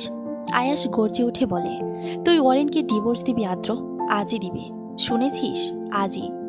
আদ্র কলার টেনে চেয়ারে বসে। আশ্চর্য, আমি ডিভোর্স দিব কেন? বিয়ের মাত্র একদিন হয়েছে, বাসরাটা শুধু পার করলাম, এখনো তো সবে শুরু। ইস, হানিমুনটাও তো রয়ে গেছে। আয়াস চোখ বন্ধ করলো। বুকের ভেতর যেন কেউ পাথর চাপা দিয়েছে। নিঃশ্বাস নিতেও কষ্ট হচ্ছে। বিশ্বাসই করতে পারছে না আদ্র এমন কিছু করতে পারে। যাকে নিজের থেকেও বেশি বিশ্বাস করেছিল, সেই তার ভালোবাসা কেড়ে নিয়েছে। ক্রোধে, অপমানে ওর পুরো শরীর কেঁপে উঠল। হাত দুটো মুঠো করে শক্ত করে দাঁড়িয়ে রইল। তুই ভাবছিস ও তোকে ভালোবাসবে? আদ্র উঠে দাঁড়ালো ধীরে ধীরে, দুই হাত টেবিলে রাখল, চোখে মুখে আত্মবিশ্বাসের ঝিলিক। ও আমাকে ভালোবাসবে কি না সেটা আমার বিষয় না, আমার তাতে কিছু আসে যায় না। কিন্তু ও এখন আমার নামে অধীনে আছে। আপাতত এটা উপভোগ কর। আয়াসের চোখে জল চলে আসে, তবু সে চল শক্ত করে বলে, এটা তুই একদম ঠিক করিসনি। অরিনকে আমাদের মাঝে এনে এর ফল তোকে ভোগ করতে হবে। দেখিস আদ্র, একদিন তুই নিজেই অরিনকে হারাবি। তোর অহংকারে তোর পতন হবে। তোর কথা শেষ হয়েছে, এখন বেরো এখান থেকে। অফিসের বাইরে কয়েকজন কর্মী কাছের ওপার থেকে তাকিয়ে আছে। কারো সাহস নেই ঢোকার। আয়াস দাঁড়িয়ে বুক ওঠানামা করছে দ্রুত, চোখে মুখে তীব্র ঘৃণা। তুই নিজের লাভের জন্য ওয়ারিনের জীবন নিয়ে খেলছিস, ছেড়ে দে ওকে। না হলে কি করবি তুই? আয়াস দাঁড়িয়েছিল ঠিক তার বিপরীতে, বুকটা ওঠানামা করছে দ্রুত গতিতে, মুঠিবদ্ধ হাত কাঁপছে, আঙ্গুলের শিরাগুলো ফুলে আছে। এক মুহূর্তের মধ্যেই হঠাৎ এক কাণ্ড করে বসলো আয়াস। তার মুষ্টিবদ্ধ হাত গিয়ে পড়ল আদ্রের মুখে। একবার, দুবার, তিনবার নাক ফেটে রক্ত বেরিয়ে আসে। আদ্র টলে গেল সামান্য, কিন্তু চোখে কোনো ভয় বা অস্থিরতা নেই। সে শুধু তাকিয়ে আছে আয়াসের দিকে, সেই একই ঠান্ডা দৃষ্টিতে। বাইরে হইচই পড়ে গেল। স্যার, কি হচ্ছে ভেতরে? দরজা খুলে দুজন গার্ড ছুটে এলো ভেতরে। তারা আয়াসকে ধরে টানতে লাগলো, কিন্তু সে এখনো ছটফট করছে, চেঁচিয়ে উঠছে। আদ্র ধীরে ধীরে টিস্যু তুলে নিল টেবিল থেকে। তার আঙ্গুলে সামান্য রক্ত লেগে গেছে। শান্ত গলায় বলল, তাকে বাইরে নিয়ে যাও। গার্ডরা আয়াসকে টানতে টানতে বাইরে নিয়ে গেল, কিন্তু আয়াস চিৎকার করতেই থাকলো, তুই ওর জীবনটা নষ্ট করছিস আদ্র, তোকে আমি ছাড়ব না। দরজা বন্ধ হয়ে গেলে কেবিন আবার নিস্তব্ধ হয়ে গেল। আদ্র টিস্যুতে নাকের রক্ত মুছে নিল, গভীর নিঃশ্বাস ফেলল, তারপর মাথা পেছনে ঠেকিয়ে চোখ বন্ধ করে রাখলো কিছুক্ষণ। বুকের ভেতর ভার জমে আছে। আয়াস দিদার ভাই, 3 মাস ধরে বিটিতে ছিল, আজকে হয়তো এসেছে। নরম রোদে বাগানটা শান্ত, হালকা হাওয়া বইছে। টেবিলের উপর সাজানো আছে চায়ের কাপ, বিস্কুটের প্লেট আর কিছু ফল। এই শান্ত পরিবেশের মাঝে টেবিলের চারপাশে বসে আছে সবাই, মালিনী বেগম, আরিশা, আর পাশে বসে আছে ওয়ারেন। রোহান তার কোলে মাথা রেখে বসে আছে, ছোট্ট মুখটা ভরা হাসি। সে চুপচাপ অপেক্ষা করছে ওয়ারেনের হাতে ছোলা কমলার টুকরো পাবে বলে। মালিনী বেগম একবার চায়ের কাপ নামিয়ে হালকা দীর্ঘশ্বাস ফেললেন। আজকে অফিসে না গেলে কি হতো বলতো? খেয়েও গেল না। ছেলেটা দিন দিন কেমন হয়ে যাচ্ছে। এত চিন্তা করো না আম্মু, ও ছোট না, খিদে লাগলে নিজেই খেয়ে নেবে। আরিশা চায়ের কাপ নামিয়ে এবার ওয়ারেনের দিকে তাকালো। শোন ওয়ারেন, আদ্র কিছু বললে ভয় পাবি না, আর কিছু বললে চুপ করে থাকিস না। তোর চুপ থাকার জন্যই ও প্রশ্রয় পায়। পাল্টা উত্তর দিবি, দেখবি তখন চুপ হয়ে যাবে। ওয়ারেন থমকে গেল, হাতের কমলাটা ওর আঙ্গুলে থেমে রইল। সে নিঃশব্দে নিচে তাকিয়ে থাকে, তারপর ধীরে ধীরে কমলার একটি টুকরো তুলে রোহানের ছোট্ট হাতে রাখল। রোহান খুশিতে মুখে পড়ে দিল সেই টুকরোটা, চোখ ভরা আনন্দে তাকালো ওয়ারেনের দিকে, কিন্তু ওয়ারেনের মুখে তখন অন্যরকম নীরবতা। আদ্রের চোখে তাকালে তার বুক ধকধক করতে শুরু করে। সেই গম্ভীর মুখটা, ঠোঁটের কোণে জমে থাকা কঠিন রেখা, চোখে থাকা গভীর দৃষ্টি, সবকিছু যে ওয়ারেনের মনের ভেতর টান সৃষ্টি করে, যা তাকে টেনে নেয় আদ্রের দিকে। অথচ সে চায় পালিয়ে যেতে, সে চায় না চোখে চোখ রাখতে, কিন্তু আবার সেই চোখের দৃষ্টি থেকে নিজেকে সরিয়েও নিতে পারে না। ও বুঝে গেছে টানটা স্রেফ ভয় নয়, অপছন্দ নয়, এটা অন্যরকম এক অনুভূতি, যাও চায় না প্রকাশ পেতে। কিন্তু যতই চাপা দিতে চায় ততই তো জেগে ওঠে ওর ভেতরে, নিঃশব্দে ধীরে ধীরে। বাগানে হালকা বাতাস বইতে লাগলো আবার। দূরে কোথাও মাগরিবের আজান শুরু হলো। মালিনী বেগম উঠে দাঁড়ালেন। চলো সবাই ভেতরে, সন্ধ্যা হয়ে যাচ্ছে। নাজিম সাহেব 2 ভাই 1 বোনের মধ্যে বড়। খানিকটা জেদি মানুষ তিনি। নিজের সিদ্ধান্তে কাউকে হস্তক্ষেপ করতে তিনি পছন্দ করেন না। তার বোন নাদিয়া বেগম নিজের সংসারে সুখেই আছেন। নাদিয়ার একমাত্র ছেলে আহির, পরিবারের সবার প্রিয়। নাজিম সাহেবের একমাত্র মেয়ে রিদা আর ছেলে আয়াস। আহির আর রিদার বয়স প্রায় সমান। ছোটবেলায় দুজনের মধ্যে ছিল দারুণ বন্ধুত্ব। সময়ের সাথে সাথে তাদের সেই বন্ধুত্ব ভালোবাসায় পরিণত হয়। ছেলের খুশির জন্য একদিন তিনি সাহস করে বড় ভাই নাজিম সাহেবের কাছে প্রস্তাবটা দিলেন। এতে পারিবারিক সম্পর্ক আরো গভীর হবে। নিজের ছেলেও খুশি, আর ভাইয়ের মেয়েও থাকবে নিজের কাছে। দুপক্ষেরই আনন্দ। কিন্তু নাজিম সাহেব না করে দিলেন, আত্মীয়ের মধ্যে বিয়ে দিবেন না। ভাইয়ের এমন কঠোর প্রত্যাখ্যান তার মন ভেঙে দিয়েছিল তার। এভাবে এক ভুল বোঝাবুঝি ভাই বোনের বন্ধনের মধ্যে অদৃশ্য প্রাচীর তুলে দিল। আর সেই প্রাচীর আজও অটল। রাত 12টা ছুঁই ছুঁই। ছাদের ওপরে থাকা ছোট্ট লাউঞ্জটা অন্ধকার আধো আলোয় ভাসছে। টেবিলের উপর ছড়িয়ে আছে খালি গ্লাস, বোতল। আয়াস চুপচাপ বসে আছে কোণের টেবিলে, দৃষ্টি তখন শূন্যে। পাশে আফনান টেবিলে কোণে রেখে মাথা ঠেকিয়ে রেখেছে, চোখ বন্ধ। হালকা আলোয় দেখা যাচ্ছে তার মুখটা লালচে হয়ে আছে, চুলগুলো এলোমেলো। তার গলার কাছে বোতাম খোলা। বাতাসে অ্যালকোহলের গন্ধ ভাসছে। আফনান, আয়াস বলে। কোনো সাড়া নেই। আফনান কেবল একটা হালকা গঙিয়ে ওঠে, তারপর আবার নিঃশব্দ। তখনই পেছনের লিফটের শব্দ শোনা গেল। ধীরে ধীরে দরজা খুলে আদ্র এগিয়ে এলো। পরনে হালকা গ্রে শার্ট, নাকের পাশে সামান্য দাগ, কিন্তু মুখ শান্ত। আয়াস টের পায়নি। আদ্র যখন এগিয়ে এসে টেবিলের পাশে দাঁড়াতেই হঠাৎ সে তাকালো। আর একমাত্র না ভেবে চেয়ার ঠেলে পিছিয়ে দাঁড়ালো সে। আফনানও তাকালো না, মাতাল অবস্থায় নিজের মধ্যে হারিয়ে আছে। আয়াস মুখ শক্ত করে একবার আদ্রের দিকে তাকালো। মুখের ভাব বদলে গেল। চোখে তীব্র ঘৃণার ছাপ ফুটে উঠেছে। একটা কথাও না বলে চুপচাপ চেয়ারটা সরিয়ে দ্রুত সেখান থেকে চলে গেল। আদ্র কিছুক্ষণ সেই খালি চেয়ারটার দিকে তাকিয়ে রইল। ঠোঁটের কোণে তাচ্ছিলের ছোঁয়া। ধীরে ধীরে নিজের চেয়ারটা টেনে বসলো। চোখ গেল আফনানের দিকে। আফনান তখনও টলছে। আদ্র পা দিয়ে আলতো করে ওর হাঁটুতে ঠেলা দিল। ওই আফনান। আফনান বিরক্ত মুখে চোখ তুলে তাকালো। চোখ লাল, চেহারায় মাতাল ক্লান্তি। আবার ছ্যাঁকা খেয়েছিস? আফনান ভাঙা গলায় হেসে বলল, হাসিটাও ম্লান। গলা ভার করে বলে উঠল, 1 সপ্তাহ ধরে আমার ফোন তুলছে না জানিস? আদরে আদরে বাদর বানিয়ে ফেলেছি মেয়েটাকে। এখন সে বাদর আমাকেই তাড়িয়ে দিল। আদ্রের ঠোঁটে কোনো হাসি নেই, শুধু কিছুক্ষণ চুপ করে তাকিয়ে রইল ওর দিকে। তারপর ধীরে জিজ্ঞেস করল, এখানে আয়াস এসেছিল কেন? আফনান চোখ পিটপিট করে কিছু বলতে চেষ্টা করলো। তারপর কপাল কুঁচকে বলল, কি হয়েছে জানিস? বাক্য শেষ না করে আফনান আবার মাথা নিচু করে ফেলল। গ্লাসে অবশিষ্ট অ্যালকোহলটা এক ঢোকে শেষ করে দিল। আর একটু পরে শরীরটা ঢলে পড়ল চেয়ারে। আদ্র কিছু বলল না, শুধু টেবিলের দিকে তাকিয়ে থাকে। একটা আঙ্গুলে সিগারেটের ছাই ঝরিয়ে দিয়ে ধোয়া সারি ধীরে। বাইরের হাওয়া তখন একটু জোরেই বইতে শুরু করেছে। রাতটা আরও গাঢ় হয়ে এসেছে। রাস্তায় বাতিগুলোর আলো এখন ঝাপসা লাগছে। টেবিলের উপর পড়ে থাকা গ্লাসটা ধীরে ধীরে গড়িয়ে নিচে পড়ার উপক্রম। ঠিক তখনই আফনান হঠাৎ উঠে দাঁড়ায়, কিন্তু উঠে পড়তেই দুলে যায় সে। ভারসাম্য রাখতে পারে না। এক পা সামনে বাড়াতেই প্রায় মাটিতে পড়ে যাচ্ছিল। আদ্র চট করে উঠে ধরে ফেলে তাকে শক্ত হাতে। শালা, তোকে বলেছিলাম না সাথে একটা বডিগার্ড রাখ? আফনান মাথা তুলে তাকায়, চোখ দুটো লালছে, ঠোঁটে মাতাল হাসি।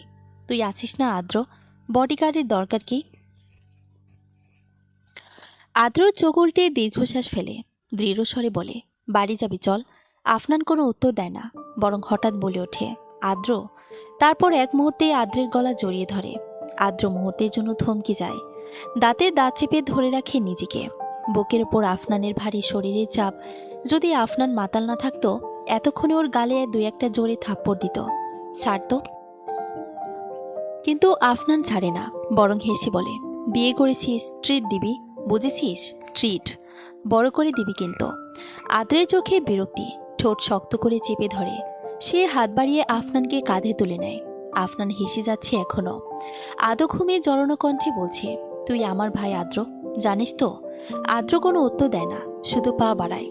দরজা ঠেলে বাইরে বেরিয়ে আসে। ঠান্ডা হাওয়া মুখে লাগছে। গাড়ির কাছে এসে দরজা খুলে আফনানকে ভেতরে বসায়। সিট বেল্ট লাগিয়ে দেয় নিজেই। আফনান তখনও হেসে যাচ্ছে। আদ্র দরজাটা বন্ধ করে নিজের সিটে বসে ইঞ্জিন চালু করে। গাড়ি ধীরে রাস্তায় নেমে আসে। শহরের আলো টিমটিম করছে। আদ্র গাড়ি থামায় আফনানের ফ্ল্যাটের নিচে। এক হাতে দরজা খুলে অন্য হাতে আফনানের কাঁধ জড়িয়ে ধরে টেনে বের করে। আফনান তখন কাঁধে মাথা রেখে হোঁচট খেতে খেতে হাঁটছে। আফনান, সোজা হাঁট। তুই তুই বাড়ি যাবি না? অরিন তো অপেক্ষা করছে। আফনান জড়ানো গলায় বলে। চোখ কুঁচকে তাকায় আদ্রের দিকে। আদ্র কোনো উত্তর দেয় না, শুধু হাত দিয়ে দরজার লক খুলে তাকে ভেতরে ঢুকিয়ে দেয়। ঘরটা অন্ধকার, শুধু জানালার পাশে এক চিলতে আলো ঢুকেছে। আদ্র ধরে আফনানকে টেনে নিয়ে গিয়ে ডিভানের উপর শুয়ে দেয়। কয়েক সেকেন্ডের মধ্যেই তার নিঃশ্বাসের ছন্দ ধীর হয়ে আসে। আদ্র এক মুহূর্ত তাকিয়ে থাকে ওর দিকে, তারপর ধীরে ধীরে বিছানার বসে পড়ে। চোখ বন্ধ করে শুয়ে পড়ে বিছানায়, কিন্তু ঘুম আসে না। বুকের ভেতর ভার হয়ে আছে। কয়েক মুহূর্ত পর ঠোঁট নড়ে, তোকে ভালোবাসি না ওয়ারিন, আমার মনে তোর জন্য কোনো অনুভূতি আসেনি। আদ্র চোখ বন্ধ করে। তার একটু পরে হঠাৎ ধপাস করে একটা শব্দ হয়। আদ্র চমকে না উঠে শুধু চোখ খুলে তাকালো। আধো অন্ধকারে দেখল আফনান ডিভান থেকে গড়িয়ে মেঝেতে পড়ে গেছে। আদ্র ইচ্ছে করে উঠল না। মেঝেতে পড়ে থাকা আফনানকে একবার দেখে আদ্র ধীরে ধীরে ঘুরিয়ে বিছানার ওপাশে ফিরে শুয়ে পড়ল। অন্যদিকে কেউ একজন যে তার জন্য অপেক্ষা করছে বুঝতে পারল না। অরিন হাতে ফোনটা নিয়ে কিছুক্ষণ তাকিয়ে রইল। রাত তো অনেক হয়েছে। আদ্রের নামটা ফোনের কন্ট্যাক্ট লিস্টে অনেকবার চোখে পড়ছে, তবুও কল বাটনে চাপার সাহসটা পাচ্ছি না।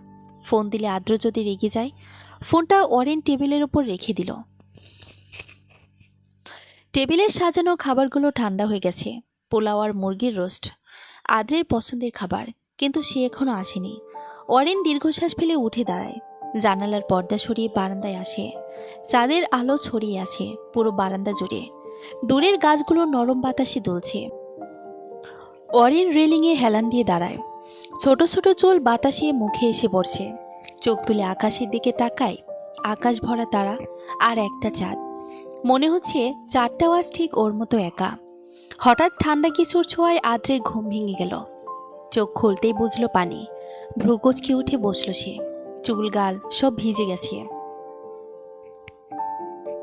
সামনে দাঁড়িয়ে আছে আফনান, এক হাতে আধ ভর্তি পানির বোতল। সমস্যা কি তোর? আমাকে বিভানে রেখে তুই বিছানায় শুয়েছিস কেন? এতে কি হয়েছে? আদ্রের গলা নিস্তেজ, কণ্ঠে আগ্রহ নেই। আফনানের করা প্রশ্নটা তার কাছে একেবারে গুরুত্বহীন। আফনানের চোখে খুব ফুটে উঠল। তুই জানিস আমি বিভানে ঘুমাতে পারি না। উঠে দেখি আমি নিচে পড়ে আছি। তো? আফনান এক মুহূর্ত তাকিয়ে রইল। আদ্রের গলায় সে আগের মতোই গাছাড়া ভাব। কোনো কিছুরই মূল্য তার কাছে নেই। এই নির্লিপ্ত আচরণ সবচেয়ে বেশি জ্বালায় আফনানকে।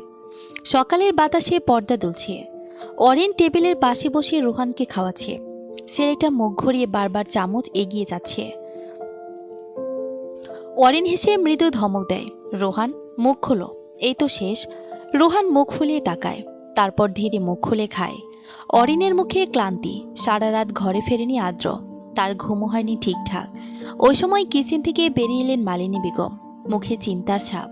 চোখ একবার রোহানের দিকে, তারপর অরিনের দিকে। অরিন রোহানকে বলছে, গুড বয়, আরেকটা কামড়, এটাই শেষ। মালিনী বেগম চেয়ার টেনে বসলেন। আরিশা তখন খাওয়াচ্ছিল। তিনি হালকা গলায় জিজ্ঞেস করলেন, আদ্র ফোন দিয়েছে? আরিশা চোখ তুলে তাকালো। হ্যাঁ, সকালে দিয়েছিল, এখন অফিসে। আফনানের সঙ্গে ছিল রাতে। মালিনী বেগম কপালে হাত রাখলেন।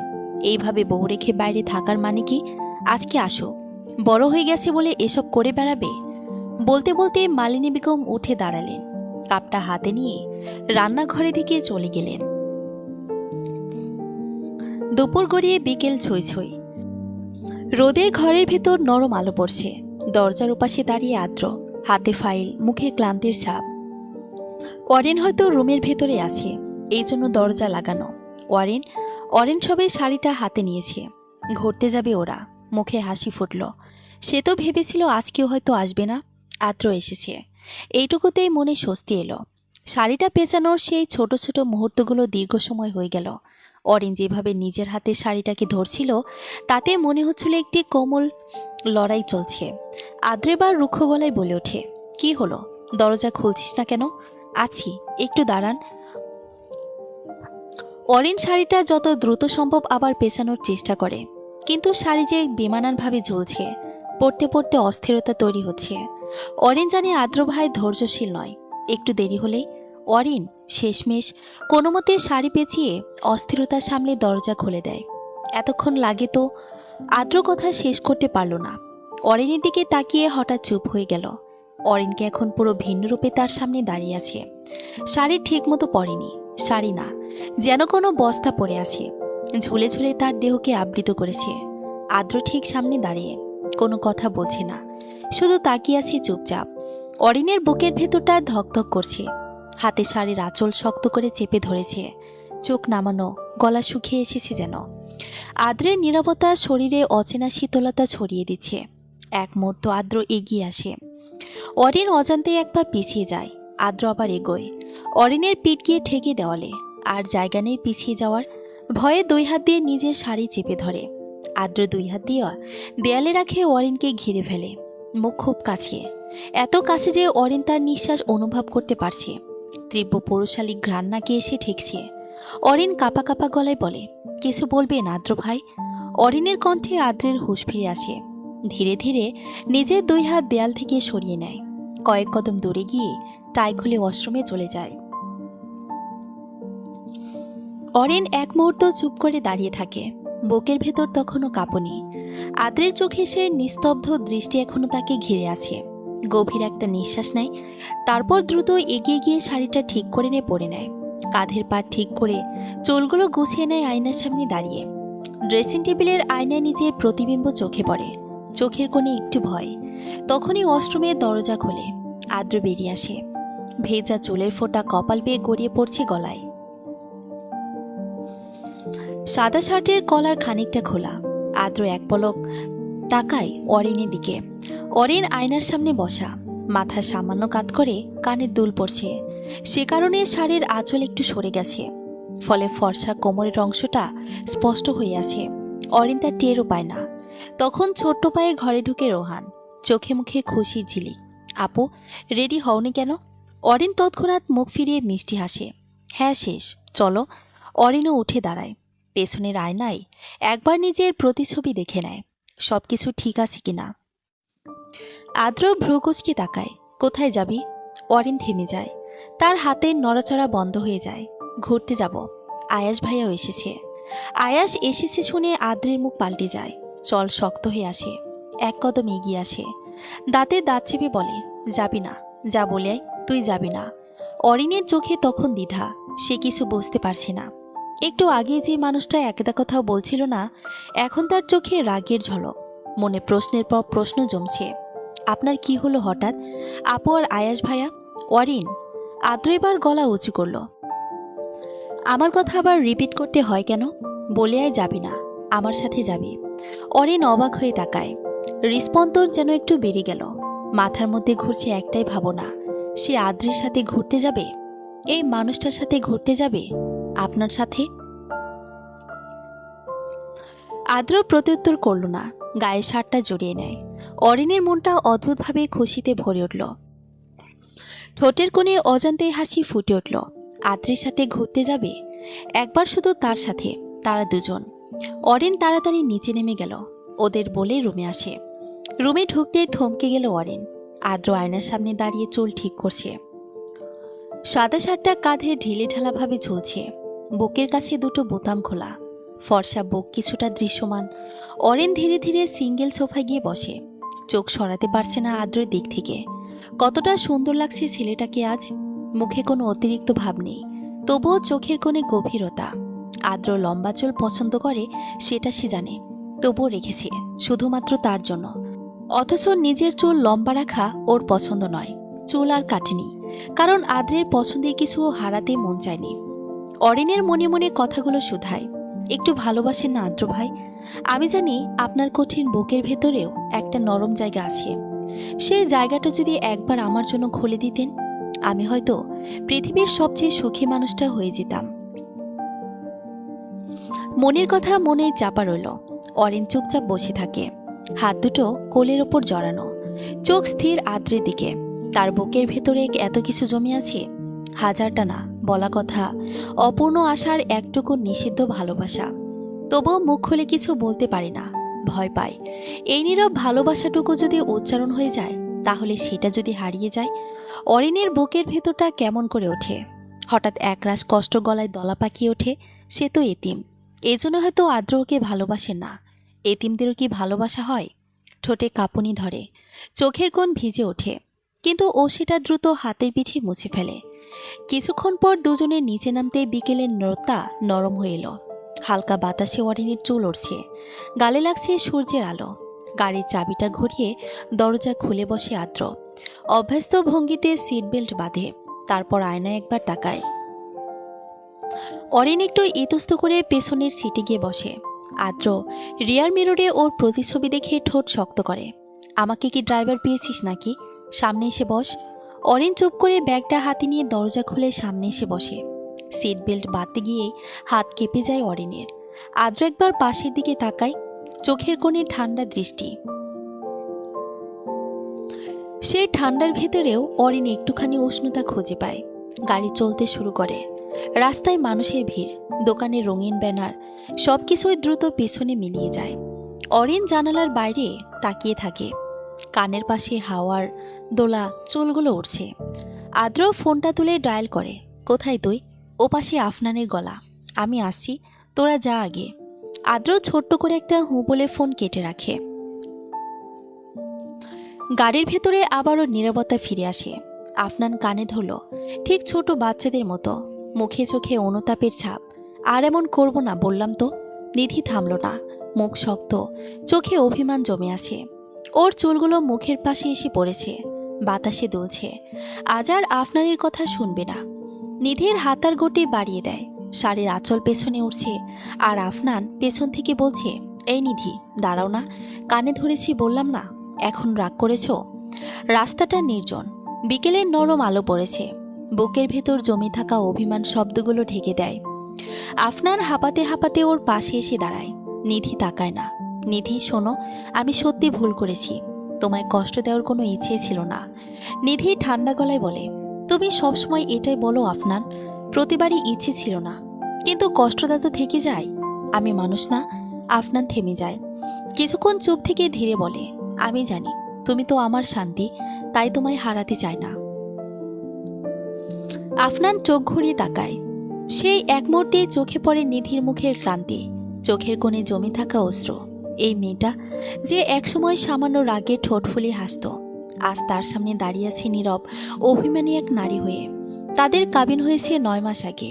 9 মাস সময়টা ছোট না, আবার বড়ও না। এই 9 মাসে ভালোবাসা যেমন বেড়েছে, তেমনই অভিমানও। প্রথম দিকে আফনান তাকে রাজকন্যার মতো সামলাতো, কিন্তু এখন কাজের চাপে, ব্যস্ততায় হয়তো নিজের অজান্তেই দূরত্ব তৈরি হয়েছে। আফনান নিধির পাশে এসে হাঁটু গেড়ে বসে পড়ে। এইভাবে চলে যেও না নিধি, তোমার কথা রাখবো। নিধি থামে, চোখ বন্ধ করে গভীর নিঃশ্বাস নেয়। তুমি সবসময় বলো আফনান, কিন্তু জানো আমি এখন কথায় না, কাজে বিশ্বাস করতে শিখেছি। আফনান নিধির হাতের কাছে ধীরে নিজের হাত রাখে। তাহলে আমায় সুযোগ দাও, 1 সপ্তাহ ধরে কথা বলছো না, এমন করো না প্লিজ। বাতাস হালকা হয়ে আসে, নিধির চৌলরে একটু একটু গিয়ে আফনানের মুখে লাগে। নিধি একটু পেছন সরে দাঁড়ায়, কিন্তু ঠোঁটের কোণে একটুখানি হাসি খেলে যায়। হয়তো এখনো মন পুরো গলেছে না, কিন্তু কিছুটা নরম হয়েছে। কাচের দেয়াল ঘেরা রেস্টুরেন্ট, কাচের ওপারে আলো নেভু নেভু হয়ে ঢুকছে। জানালার পাশে কোণার টেবিলে বসে আছে আদ্র আর অরিন, দুজনেই নীরব। কফির কাপের ভেতর থেকে উঠছে ধোঁয়া, কিন্তু কেউই কথা বলছে না। অরিন কাপের হ্যান্ডেলে আঙ্গুল ঘোরাচ্ছে, চোখ নামানো। আদ্র জানালার দিকে তাকিয়ে আছে। কিছুক্ষণ পরেই রেস্টুরেন্টের দরজা খুলে ভেতরে ঢোকে আফনান আর নিধি। দুজনের হাসির শব্দ পুরো পরিবেশটাকে মুহূর্তে বদলে দেয়। আফনান হাত তুলে বলে, এই যে নবদম্পতি। ওরা টেবিলের দিকে এগিয়ে আসে। অরিন তাকিয়ে দেখে নিধি ও আফনান ওকে আগে থেকেই চিনে। মাঝে মাঝে আদ্রের বাড়িতে দেখা হয়েছে তাদের, তাই নিধি খুশি হয়ে অরিনকে জড়িয়ে ধরে। অরিন অরিন হালকা হাসে। তোমরা কেমন আছো? আফনান চেয়ার টেনে বসে। আমরা ভালো আছি। তুমি দেখি আগের মতোই শান্ত। অরিন কিছু বলে না, শুধু মুচকি হাসে। নিধি খুনছুটি ভরা গলায় বলল, আদ্র ভাই, হানিমুন ঠিক করেছেন তো? আদ্র তখন কফিতে চুমুক দিচ্ছিল। নিধির কথা শুনে কাশি উঠে যায়, চোখ বড় বড় করে তাকায়। আফনান হেসে বলল, আদ্র, তোদের হানিমুনের টিকিট আমি গিফট দিচ্ছি। আদ্র কটমট করে তাকালো আফনানের দিকে। তোর নিজের কাজ শেষ হয়েছে, এখন অন্যের প্ল্যানিং শুরু করছিস? আফনান চাপা হেসে বলল, বন্ধুর হানিমুনে মানে আমারও তো আনন্দের ব্যাপার। অরিনের গাল তখন লাল হয়ে গেছে, লজ্জায় নিচের দিকে তাকিয়ে আছে। হাতের আঙ্গুলগুলো একসাথে চেপে ধরে আছে, কেমন অস্বস্তি হচ্ছে। নিধি নিচু স্বরে অরিনকে বলে, তোমরা কবে যাচ্ছ? প্ল্যানটা আমাকে বলো, আমি সাহায্য করব সব সাজাতে। অরিন কিছু বলতে যাচ্ছিল, কিন্তু আদ্রের কড়া চোখে তাকানো দেখে থমকে গেল। আফনান ফিসফিস করে বলে, ভাই, দেখতেছি তোর বইয়ের সামনে তুই ভয় পাচ্ছিস। তুই চুপ কর আফনান, না হলে এই রেস্টুরেন্ট থেকে বাইরে ফেলে দিব। রেস্টুরেন্টের বাইরে তখন রাতের আলো নেমে এসেছে। কাছে লেগে থাকা জলের দাগে শহরের আলো কেমন ঝাপসা লাগছে। রাত বেশ হয়েছে। ওরা চারজন রেস্টুরেন্ট থেকে বেরোয়। নিধি আর আফনান বিদায় নিয়ে চলে যায়। ওরা দুজন গাড়িতে গিয়ে বসে। বাইরে ঠান্ডা হাওয়া বইছে, রাস্তায় গাড়ি চলছে। অরিন জানালার পাশে মাথা ঠেকিয়ে বসে আছে। রাতের হাওয়া ওর মুখে লাগছে। নীরবতার পর আদ্রের ফোন বেজে ওঠে। মালিনী বেগম ফোন দিয়েছেন। আদ্র ফোন ধরে, বলো আম্মু। অপর প্রান্ত থেকে মায়াভরা গলায় মালিনী বেগম বলেন, রোহান যেতে দিচ্ছি না, ভাবছি আজকে ওর সাথেই থাকবো। আদ্র মৃদুস্বরে বলে, আচ্ছা ঠিক আছে। ফোন কেটে দেওয়ার পর আদ্র বাইরে তাকায় কিছুক্ষণ। আলো, আধারের শহর। তখন আদ্রের হঠাৎ চোখ পড়ে পাশে। অরিন ঘুমিয়ে পড়েছে, মাথাটা সামান্য একপাশে হেলে আছে, মুখে নরম ক্লান্তি। সামনের ছোট ছোট চুলগুলো কপাল থেকে নেমে এসে মুখে পড়েছে। গাড়ির আলোয় চুলগুলো হালকা সোনালি ঝলক দিচ্ছে। আদ্রের গলা শুকিয়ে যায়। হাতটা স্টিয়ারিং থেকে এক মুহূর্তের জন্য উঠিয়ে রাখে। একটুখানি ছুঁয়ে চুলগুলো সরিয়ে দেওয়ার ইচ্ছে জাগে, কিন্তু হাতটা থেমে যায় মাঝপথে। চোখ নামিয়ে নেয়, সামনের দিকে তাকায়। গাড়ি এসে ধীরে ধীরে থামে বাড়ির সামনে।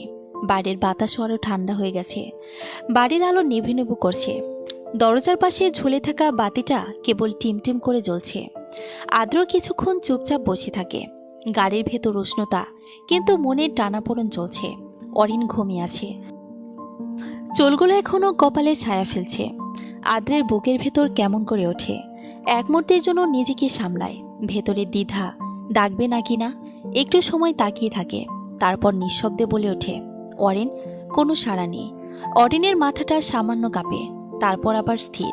আদ্র গাড়ির দরজা খুলে বাইরে নামে। অরিনের দরজার পাশে এসে থামে, এক মুহূর্ত তাকিয়ে থাকে। রাতের আলোয় ওর মুখটা আরো ফর্সা, আরো নরম লাগছে। আদ্র আলতো করে ঝুঁকে পড়ে, হাত দুটো সাবধানে অরিনের কাঁধের নিচে আর হাঁটুর পাশে রাখে। তারপর আলতো করে তুলে নেয় কোলে। অরিনের মাথায় এসে ঠেকে আদ্রের বুকের সাথে। মৃদু গরম নিঃশ্বাস লাগছে গলায়। সিঁড়ি বেয়ে উঠে রুমের দরজায় পৌঁছে আদ্র।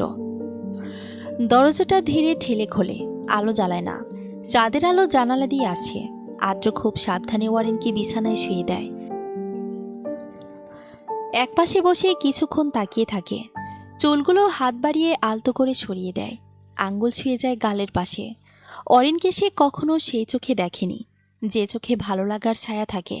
দেখা তো ওদের প্রায়ই হতো, কোথায়, কখনো সখনো। তবু তার মন অচঞ্চলই থেকেছে, কোনো অনুভূতির ঢেউ ছুঁয়ে যায়নি তাকে। আদ্র সবসময় এইসব আবেগঘন বিষয় থেকে দূরেই থেকেছে, কিন্তু মন যে এখন অন্য কথা বলছে। যেমন এতদিন নিষ্প্রিয় ছিল, সে আজ অকারণে আলোড়িত। আশ্চর্য, তুই কেন আমার এভাবে শান্তিটা কেড়ে নিচ্ছিস? আদ্র ধীরে ধীরে অরিনের কাছে ঝুঁকে আসে। নিঃশ্বাসের উষ্ণতা অরিনের গাল ছুঁয়ে যাচ্ছে। এড়িয়ে গিয়ে অরিনের কানের নদীতে ছোট্ট চুমু খায়, কিন্তু ঠিক পরের মুহূর্তেই আদ্র দ্রুত সরে বসে, নাকে হাত দেয়। বিশ্বাস করুন, আমি ইচ্ছে করে করিনি, ভয় পেয়ে গিয়েছিলাম। অরিন উঠে বসে। ঘুমের মাঝে হঠাৎ স্পর্শে ভয় পেয়েছে। ধাক্কা দেওয়ার ফলে আদ্র ব্যথা পাবে ভাবেনি। অরিনের চোখে তখন অপরাধবোধের ছায়া। আপনার নাকে লেগেছে? একটা দীর্ঘ নিঃশ্বাসের পর হঠাৎ আদ্র এগিয়ে আসে। কোনো কিছু না ভেবেই অরিনকে নিজের দিকে টেনে নেয়। অরিন কিছু বুঝে ওঠার আগে নিজেকে আদ্রের বুকের মধ্যে পায়। দুহাত দিয়ে আদ্র শক্ত করে জড়িয়ে ধরে ওকে। অরিনের নিঃশ্বাস আটকে আসে, আদ্রের বুকে ঠেকে আছে। অরিন অবাক হয়ে স্থির হয়ে যায়। হঠাৎ কি হলো যে এত সংযত? সে এভাবে ওকে জড়িয়ে ধরছে। মুহূর্তটা যে অবিশ্বাস্য। অরিন হাত তুলেও নামিয়ে নেয়। তার শরীর জমে যায়। মনে হয় এই মুহূর্তে কিছু না ভেঙে যাক। এই আলতো উষ্ণতা আর স্বীকারোক্তি। চোখের কোণায় অজান্তে জমে ওঠে জল। অরিন জানে না কেন কান্না আসছে, ভয় থেকে না দীর্ঘদিনের চাপা ভালোবাসার স্পর্শে। আদ্রের বুকের কাছে ভেজে উঠতে থাকে। আদ্র টের পায়, ধীরে আলগা করে ধরে। দৃষ্টি অরিনের মুখের দিকে যায়, চোখের কোণে চকচকে জল। আদ্র হতবাক হয়ে যায়। কান্না করছিস কেন? আমি কি কিছু বলেছি? অরিন চোখ মুছে মাথা নাড়ায়, চোখ নামিয়ে নেয়, ঠোঁট কাঁপে সামান্য। আদ্র অরিনকে ধীরে ধীরে বিছানায় শুয়ে দেয়। নিঃশ্বাস কেঁপে উঠছে সামান্য। আদ্র ভর ছেড়ে দেয়, গলায় মুখ গুজে।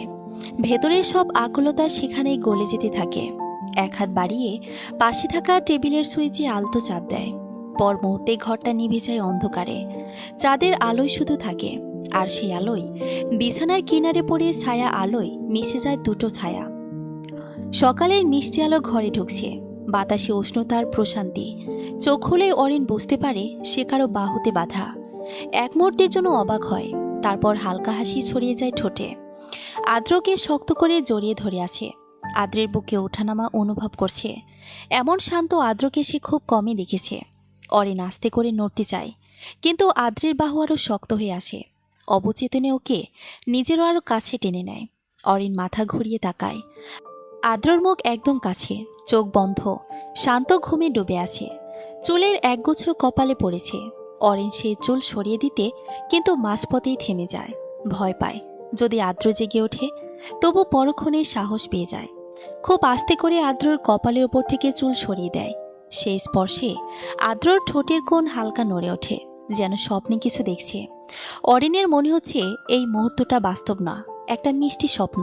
ঠোঁটের কোণে হাসি খেলে যায়। নরম কণ্ঠে বলো, এখনও বিশ্বাস হচ্ছে না আপনি পাশে আছেন? যেন স্বপ্ন দেখছি। এখন ঘরটা পুরোপুরি আলোয় ভরে গেছে। জানালার পর্দা হালকা দুলছে, সকালের হাওয়া বইছে ভেতরে। অরিন ধীরে ধীরে আদ্রর হাত থেকে নিজেকে ছাড়াতে যায়, কিন্তু আদ্রর বাহু এতটাই শক্তভাবে ঘিরে আছে যে নড়াচড়া করাই মুশকিল। আদ্রের হাত তার কোমর জড়িয়ে রাখে আগের মতোই। ধীরে ধীরে আঙ্গুলগুলো খুলে নেয় নিজের কোমর থেকে। একটু মুক্তি মিলতেই হালকা নিঃশ্বাস ফেলে উঠে বসে। বিছানার পাশে বসে একবার তাকায়, মৃদু হাসে অরিন। তারপর আস্তে উঠে পড়ে বিছানা থেকে। চুলগুলো পেছনে টেনে গজে নেয় কানের পাশে। রুম থেকে বেরিয়ে কিচেনে যায়। অরিন তখন কিচেনে ব্যস্ত। চুলায় প্যান বসানো, টোস্ট গরম হচ্ছে, পাশে ডিম ভাজা শেষ হয়েছে। ঠোঁটে এক টুকরো তৃপ্তির হাসি খেলে যায়। তখন বাইরের দিক থেকে গাড়ির শব্দ আসে। অরিনের হাত থেমে যায়। ও তাড়াতাড়ি জানালার দিকে এগিয়ে যায়। কিচেনের জানালা দিয়ে বাইরে ওকে দেয়।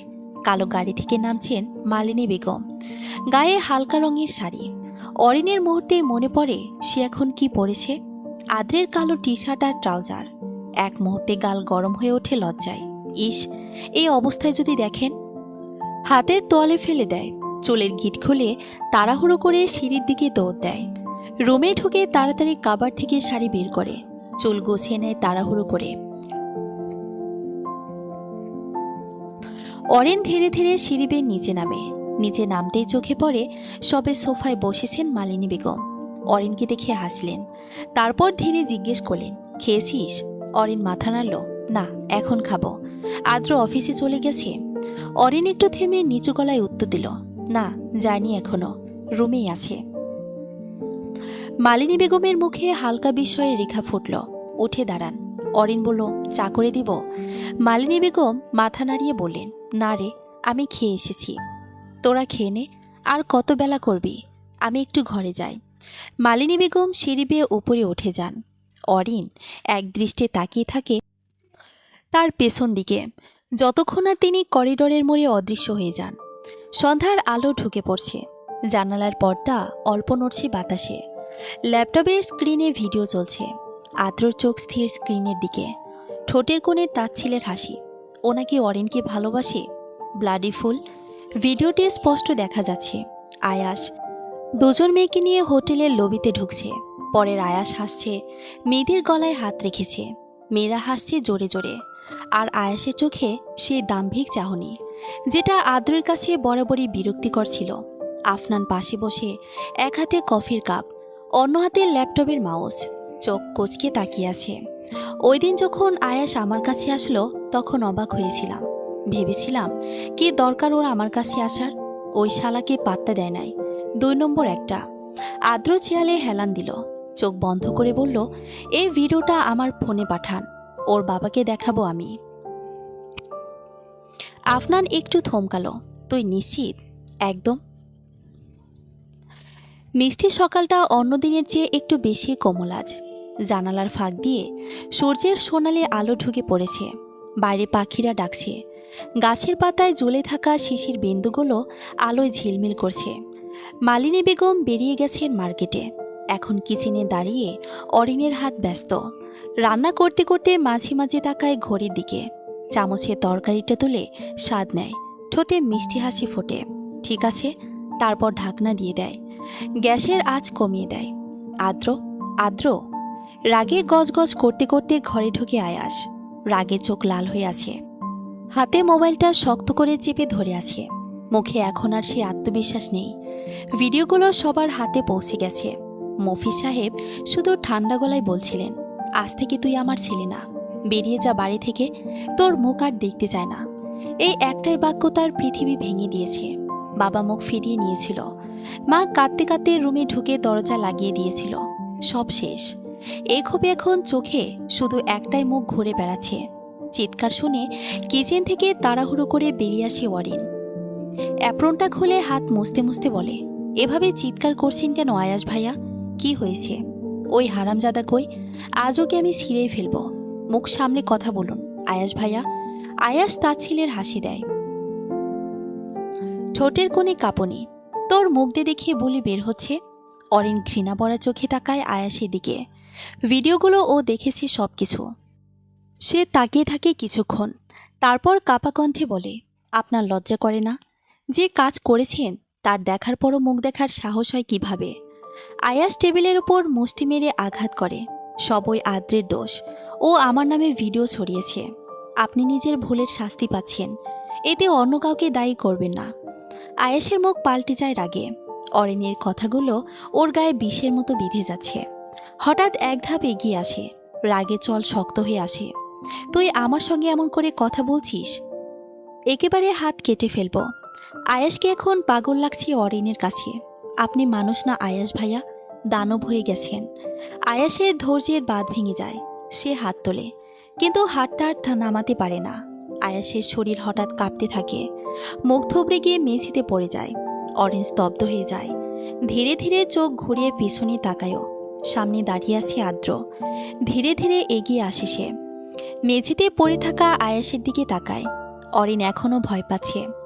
আদ্র ওর সামনে এসে থামে। একবার ওর মুখের দিকে তাকায়। অরিনের চোখে ভয়ের সঙ্গে মিশে আছে নিশ্চয়তা।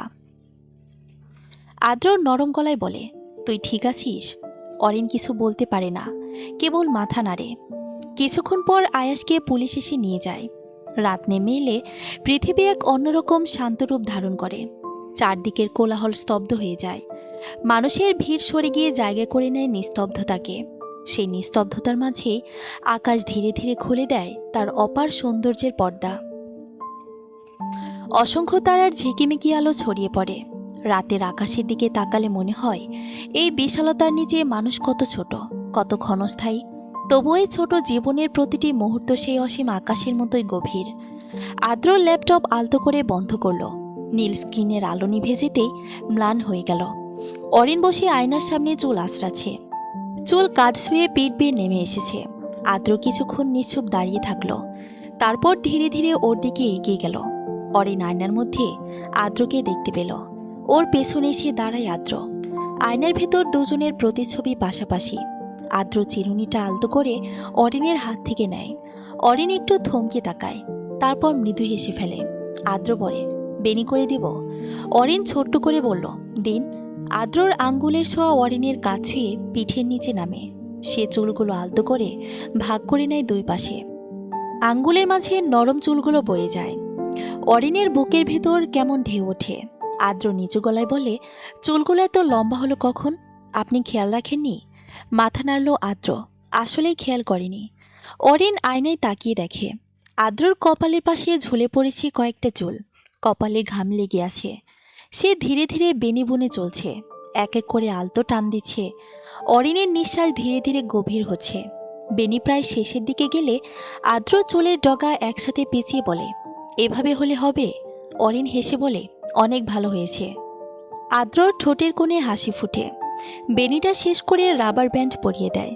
অরিন বিছানায় গিয়ে ধীরে ধীরে বসে পড়ে। ঘরটা টেবিল ল্যাম্পের আলোয় ভরে আছে। আদ্র অরিনের দিকে এগিয়ে আসে। অরিনের পাশে বসে থেমে যায়। এক মুহূর্তের জন্য তাকিয়ে থাকে তার মুখের দিকে। তারপর কোনো কথা না বলেই ধীরে ধীরে মাথাটা অরিনের বুকে রাখে। অরিন তাকায়। আদ্রর শরীরে উষ্ণতা শুয়ে যাচ্ছে। হৃস্পন্দনের সঙ্গে মিশে যায় আদ্রর নিঃশ্বাসের তাল। মাথায় হাত বুলিয়ে দেয়। অরিনের ঠোঁটের কোণে মৃদু হাসি ফুটে ওঠে। সে একটা কথাও না বলে আস্তে করে আদ্রর চুলে হাত রাখে। আঙ্গুলগুলো নরমভাবে চুলের ভেতর দিয়ে চলে যায়। আর আদ্র চোখ বন্ধ করে ফেলে। তার মুখের কোণে শান্ত ছায়া নামে, যেমন সব ঝড় পেরিয়ে অবশেষে সে আশ্রয় পেয়েছে। অরিনের মনটা হালকা হয়ে যায়। নরম কণ্ঠে নিজেকেই বলে, আর কিছু চাই না। আপনি থাকলে আমি সম্পূর্ণ। এতদিনের ভয়, অনিশ্চয়তা কিছুই যে আর নেই। এই মানুষটা, যাকে সে কখনো ভয় পেয়েছে, কখনো ভালোবেসেছে, আজ তার বুকে শিশুর মতো শান্ত হয়ে শুয়ে আছে। এই মুহূর্তটা কখনো ফুরিয়ে না যাক। সে সব থেকে খুশি এখন। তার পাশে আদ্র মাথা রেখেছে তার বুকে।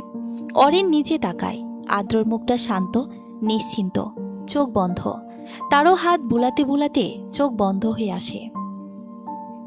সমাপ্ত।